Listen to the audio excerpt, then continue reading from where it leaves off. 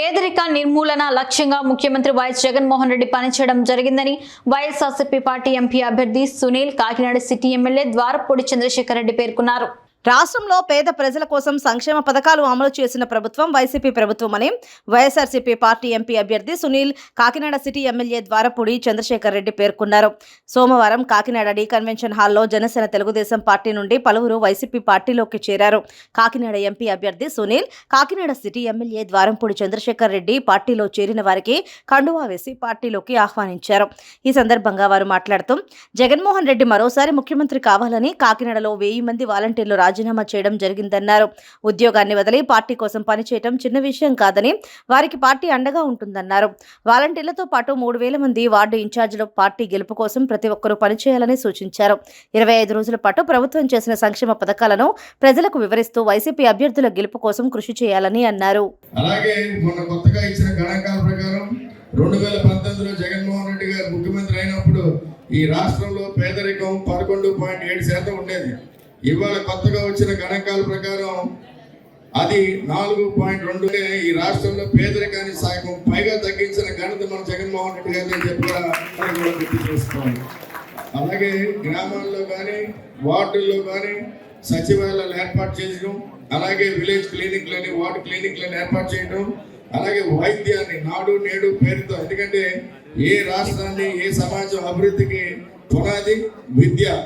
ఆ విద్యని అంటే ప్రైవేట్ సంస్థలతో ధీటుగా విద్యని ప్రతి పేద కుటుంబానికి అందించే విధంగా కూడా ఈరోజు జగన్మోహన్ రెడ్డి గారు ఆలోచన చేసి నాడు నేడు పేరుతో స్కూల్స్ అన్ని కూడా అభివృద్ధి చేయడం జరిగింది. దాని ద్వారా ఎంతో మంది పేద విద్యార్థులకి గతంలో లేని అవకాశం ఈ 4.5 సంవత్సరాల్లో జగన్మోహన్ రెడ్డి గారు కల్పించారని చెప్పి కూడా మీరు అందరూ కూడా గుర్తు చేసుకోవాలి. ఇన్ని గొప్ప ఆలోచనతో, ఎందుకంటే సమాజంలో సమానత్వం రావాలంటే ఆర్థికంగా అన్ని కులాలు కూడా అభివృద్ధి చెందే విధంగా కూడా జగన్మోహన్ రెడ్డి గారు ఆలోచన చేసి ఈ రోజు ఈ కార్యక్రమాలన్నీ కూడా పెట్టడం జరిగిందని చెప్పి కూడా మీరు అందరూ గుర్తు చేసుకోవాలి.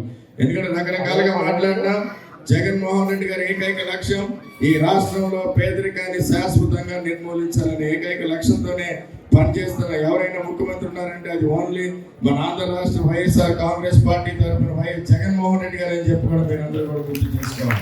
అందరికీ నమస్కారం తెలియజేసుకుంటూ ఈరోజు చాలా సంతోషం. ఇక్కడ ఉన్న వాళ్ళందరూ ఎవరంటే ఈరోజు ఎవరైతే జాయిన్ అవుతున్నారో వాళ్ళ అభిమానులందరూ ఈరోజు ఇక్కడ గ్యాదర్ అవ్వడం జరిగింది.